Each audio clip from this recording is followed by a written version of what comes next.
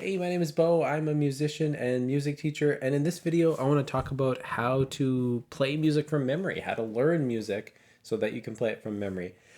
So, there's really two parts of this conversation, and in the first part, we want to just sort out some of the issues about what are we actually trying to memorize. And then in the second part, I'll get more into the specific techniques of how to start going through like a new piece so that you can memorize it. So the first thing I want to talk about is the different things that we need to memorize when we're trying to memorize music. So basically, the way that I've seen a lot of people approach this is, say if you're a piano player or guitarist or whatever your instrument is, your goal is to probably play your piece on stage or for some people from memory, and that's totally fine. But what happens with this kind of goal is that we assume that if we can play the music without the notation in front of us, that we have memorized the song effectively. And that's not really always the case. And so, what do I mean by this? I'm a guitarist, that's my main instrument. And if I learn a piece of classical guitar repertoire, for me to just pull it off without the music notation is actually not as difficult as fully memorizing the different components of the song, including how to audiate the song properly. And so, what exactly do I mean by this? I mean that just being able to pull off the motor movements without the notation in front of you is different than memorizing the structure of the song theoretically. So you have some kind of framework for how the structure is laid out, like it's an A song if it's maybe like a jazz tune or something like that, or how a bigger piece of classical repertoire is laid out, what's the form of the piece, do you actually know what the harmonic progressions are? But the most important thing of all in terms of memorizing things is, do you actually have the sound of the piece memorized at just a basic audiation level?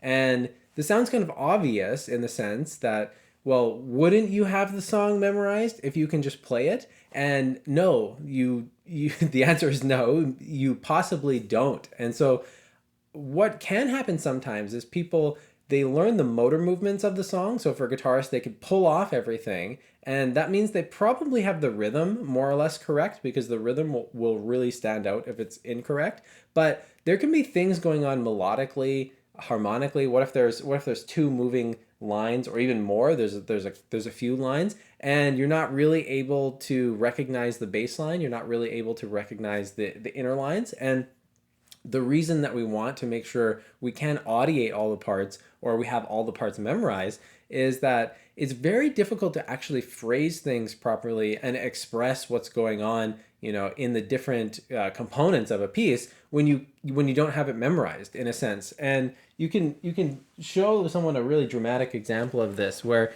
if I play some chords on the piano, I'm really just hitting buttons with my hand, right? And so this can seem a little trite, this example, but it is really important, because this can get off the rails if you don't recognize this. But essentially, you know, just pushing buttons down on an instrument does not mean that you're hearing the sounds in your mind. So an example we could use is, I do not speak like Finnish or Swedish or any of those kind of Scandinavian languages, but I could learn how to use a keyboard and type out sentences in one of those languages. So let's say someone gave me a Swedish book, and I had a keyboard, and I was just going to type what's on that keyboard out.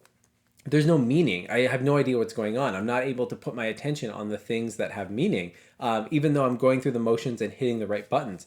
And some musicians can actually get into a relationship like this with music notation, where they can even memorize the exact notes to push down, but that memorization hasn't kind of left the decoding sphere. They're literally just decoding, like, this pitch needs to be played here, this pitch needs to be played here. And they're not really memorizing the true thing of what the song is, the actual meaning of the song. They can't hear the song in their mind while they're playing it. And that's the distinction I want to make. So, again, we have all these different components when we're learning to memorize music. If we think of a triangle, in terms of what's most important. The base of the triangle, like up to here, I would say, is just the raw audiation of the song. So when you go for a walk down the street, can you actually audiate the song that you're learning? Can you audiate the bass line? Can you audiate the melodies, the rhythms? You should be able to audiate it all. And if you can't, if you can only kind of hear the song when you have the notation or the recording, or when you're playing it on an instrument,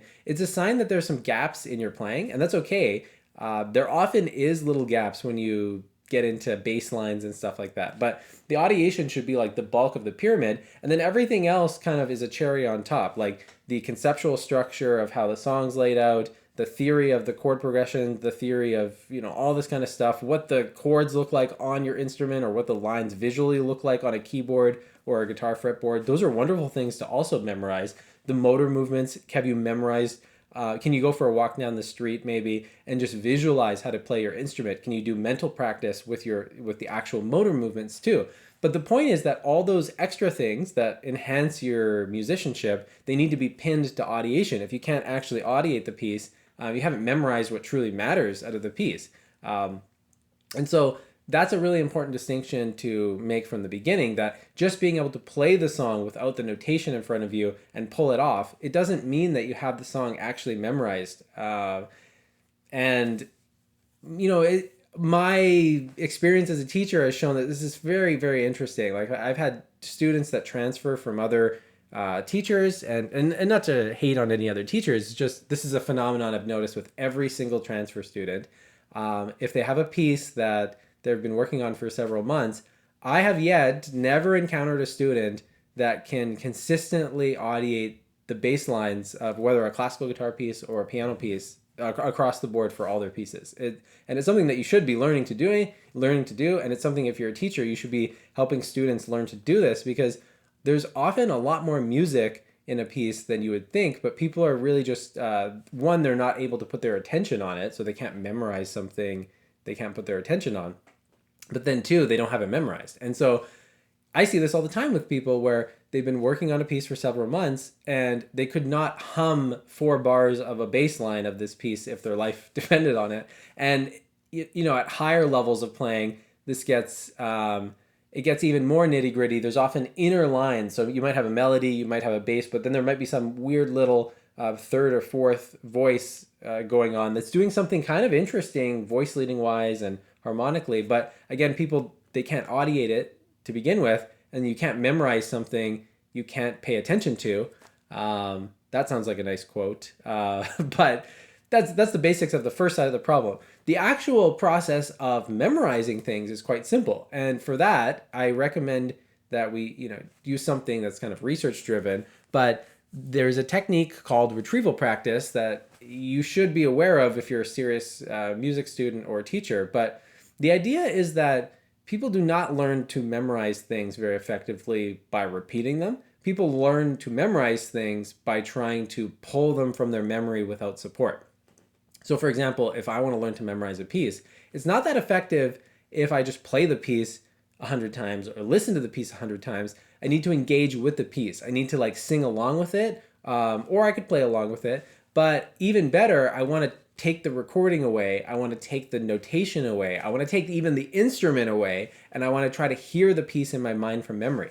And in the beginning, you want to start with small chunks that are achievable, that are manageable. And so, if you're working on a 5-page piece, when you're first working on it, take it very easy on yourself. Go through the piece in 1 or 2 bar increments. It could even be half a bar increment if the piece is very challenging. Like I was working on a Bach piece where it's in basically 12/8, right? And so there's a lot of notes going on per bar. Or if we look at it like a piece in 4/4 with 16th notes, there's 16 notes going on per bar. You could start memorizing the piece half a bar at a time. And I'm a big fan of taking a very kind of structured approach with this, where you start with half a bar or a bar. I would use the notation. I would play it on my instrument, listen to it, and then I would immediately try to audiate it from memory. I would try to hear those sounds from memory. Then I would actually try to play it without the notation. So now I'm playing it on my instrument from memory. And then again, I would try to audiate it from memory. And I go back and forth between that, maybe 3 or 4 times until I feel like I have it. And then I just move on. Then I do the next bar and I do the same thing. I use the notation, play it on the instrument, try to audiate it. Then I try to play it on the instrument without the notation. So it's me playing it from memory on the instrument, but then I'm trying to force my mind to hear the music from memory without the instrument. And so it's consistently bouncing between those three things with the notation plus the instrument, just the instrument. So now I'm starting to play it from memory, and then just my audiation. And at some point, you won't need the notation at all anymore. But anyways, I will comb through the piece like this, and then I hit some kind of milestone like 8 bars or 16 bars or whatever. You don't have to do the whole piece. And then I will come back the next day and I will try to make the increment twice as long. So now I will make the sections 2 bars long, and I will do the exact same process. And then 4 bars long, maybe a couple days later. You could repeat 2 bars a couple days in a row if you find it challenging. But in general, you should be trying to double the length of your units. For most people, once they kind of hit the 4 or 8 bar range, you can kind of just play the whole piece. It takes a little bit of practice just to plow through the whole piece, but that's really all you need to do. But the problem that people have is that they don't believe that retrieval practice is actually effective, even though there's a mountain of research about its efficacy across many different educational domains. So mathematics, science instruction, language acquisition, all this kind of stuff. I mean, it's starting to come with music education, but it's effective in every other field, and it's effective in music education. We just don't have as much research about it, but that's the way you memorize stuff. You don't memorize stuff from replaying things 100 times or from re-listening to them 100 times. You actually need to put some, you need to put some pressure or put some practice on your mind to try to summon the material. But people don't feel like it's effective. People feel like, well, if I had just listened to it 40 times in a row, I'll get it. Surprisingly, no. I mean, I've done this experiment where I've taken jazz pieces where I've listened to them many, many times versus, you take another piece and you just listen to it once and then you try to retrieve the intro melody and listen to it again. The repeated retrieval practice is really what cements things in your mind. And the same thing goes for every kind of educational domain. So, for example, in this video, I'm talking to you about retrieval practice. I'm actually retrieving information right now. I'm not using any notes. I'm not using really any plan here. I need to know this material off the top of my head, or I'm not going to be able to talk about it. And that's really what it's like playing music from memory. You need to know the music inside and out. And so at the basics, you want to start with the audiation level, but you should also be training the retrieval practice of the form of the song. Like, can you just go for a walk down the street and visualize how the piece is laid out in your mind? Well, there's this opening 16 bars, and then it seems like there's like a 4-bar transition, and then it goes into some kind of B section that's, goes to the minor key. Like, you should be able to describe your piece in that kind of theoretical and harmonic language. And when you have the basic audiation of the piece where you can hear what's coming next in your mind, but you can also describe the piece in that theoretical language, and you also have the motor movements, so you want to practice memorizing and mentally rehearsing the motor movements, then the piece is going to be extremely solid. It's very unlikely that on stage all 3 of these are going to collapse at the same time. You might get a little nervous and forget one of them, but when you have these 3 different types of memories, motor movements, theoretical and conceptual, and pure raw audiation, they reinforce each other. But a lot of the times people are only fixated on one. So people that play by ear, that don't know any theory, they're really fixated on the by ear playing, which is fantastic. And then you get people who are like way too far down the theory rabbit hole, but it's not very musical. And then other people are really focused. Their playing is so motor movement heavy. Like, everything is about training motor movements, and they kind of lose sight that the music is really the point of what they're doing. And so that's just a really basic overview crash course of how to get your thinking right in terms of memorization. It's not complicated. Start with 1 bar, 2 bar, 4 bars, 8 bars. Within a week, you should be able to play quite a large section. And check out this research on retrieval practice. My favorite researcher in this field is a guy named J.D. Karpicki. I don't know if I'm pronouncing his last name correctly.